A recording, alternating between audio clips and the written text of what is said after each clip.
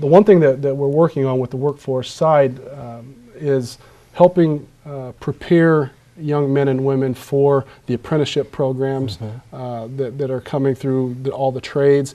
Perhaps there's a need for boots or tools or things like that. We have the ability to help best prepare the young men and women for the trades.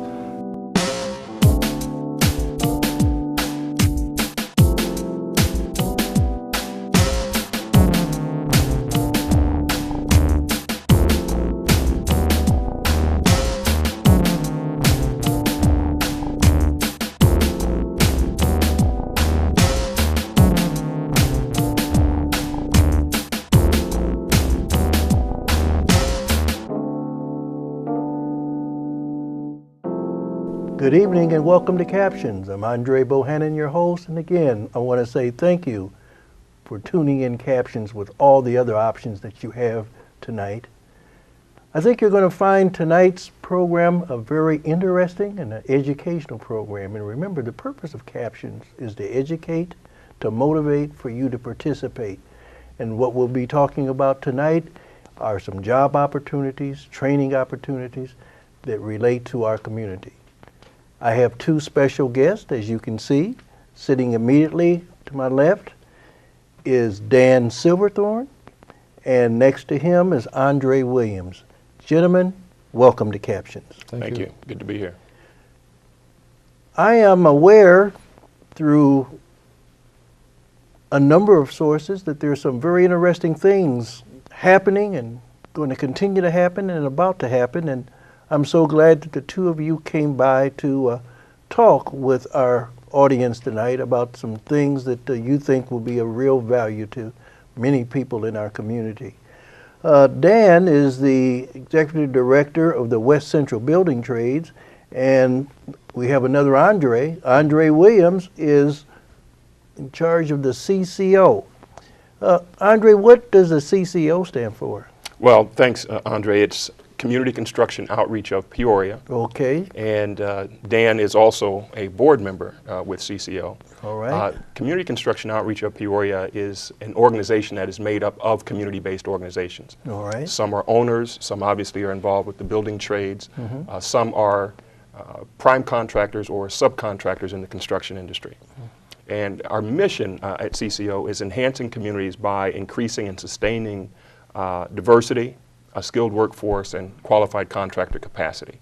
So we're engaged with both the workforce side of construction as well as the contractor side and developing both. Well, that is a tremendous challenge, and I'm quite certain that by collaborating with all the organizations that are involved, that again, we will be successful here in Peoria and fulfill that expression, how does it play in Peoria? We want to make certain that it plays very well in Peoria.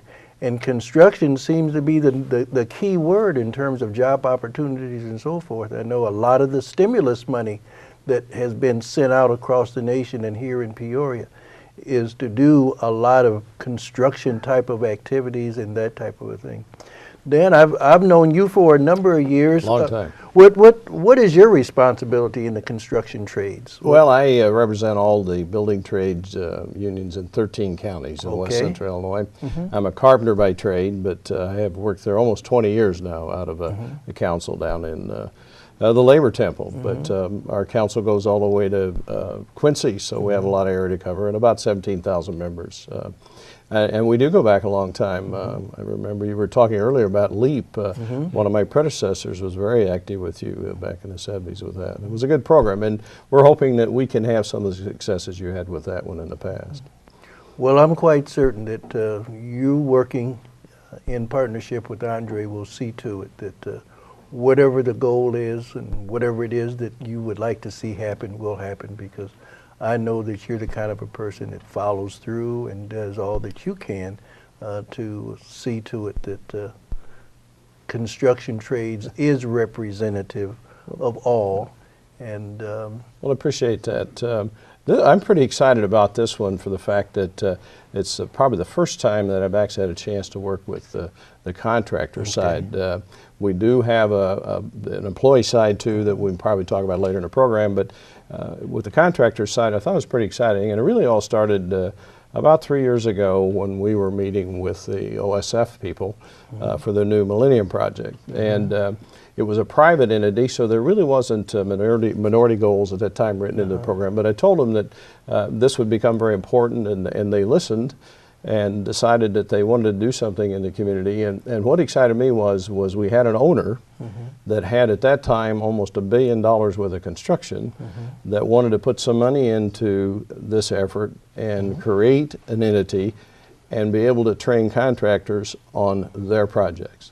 I don't think we'd ever faced that before. That was extremely new and innovative to me, where you actually had an owner that had to work that we could do those. So I was asked to be a part of it, and Andre came on board, and that's where it all started. Off the top of your head, can you kind of touch on some of the anticipated construction jobs? I know we're planning on doing something on the riverfront with the museum, and we got a new hotel coming and that type of thing. Future, yes, we do. Unfortunately, we're in a horrible economic times, you well know. Right. We do have a lot of employment in the trades now, but I think we do have a future. You know, the EDC here likes to say it's better here. In construction, it is a little better here than any place else in the state. The museum should become reality in May. They're looking to bid the parking deck portion of it. So I think when you see some dirt in the air down there, that you'll start to see a lot more happening.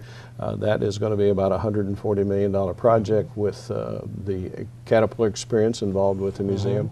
The hotel is all based upon, of course, funding, but they feel they're very close. They've pared that down, but it should be a $110 million project. Wow. So we're really hoping that either one of those will have some space for some of the new contractors that we're working with to create. There's some other things too, some biodiesel plants and this type of thing. But we think there's a future. Yeah, I would just add to that too, Dan. OSF's construction obviously is not ending, and Methodist is, of course, has a lot of things planned as well. But as far as OSF is concerned, they've got an addition that's going to be going on to the Millennium Project. That's going to be a 50,000 square foot operation there, where they're going to be doing a simulated lab that's actually 10 times, as I understand it, the size of the largest one in the country, which currently is at the Mayo Clinic. Wow. So that's a huge construction project and a huge opportunity, not just for OSF, but also the Illinois School of Medicine is involved in that as well. So there should be some tremendous opportunities going forward. Yeah, there should be. I just met with OSF last week trying to pare down the final clean. And you don't think about final cleaning in a facility as large as the hospital. There's an opportunity for contractors. There are one minority contractor is going to get a third of that contract that does final cleaning. So the owner is our customer, but also our mentor, and it's an amazing project. It really is. Right, right. And one of the things too, Andre, that makes CCO unique, I think, is that it's not just opportunity driven. It is capacity building driven and sustainability driven. And that's a little bit different, I think, from some of the things that we maybe have been accustomed to in the past. And there have been a lot of successes, as you mentioned, with the LEAP program and others. But I think that one of the things that makes ours unique is that we are focused on building capacity. And because our board is set up the way that it is, not just with OSF and not just with West Central Illinois Buildings and Trades Council, but all of the owners and companies and organizations that are represented on the board seat a representative on the board. And among those, I should say, in the interest of full disclosure, since we're shooting here in the boardroom at PCCEO, McFarland Bragg is one of the board members. Workforce Network and Bashir Ali has recently joined the board. The electricians trade, Local 34, and Mike Everett represents them on the board.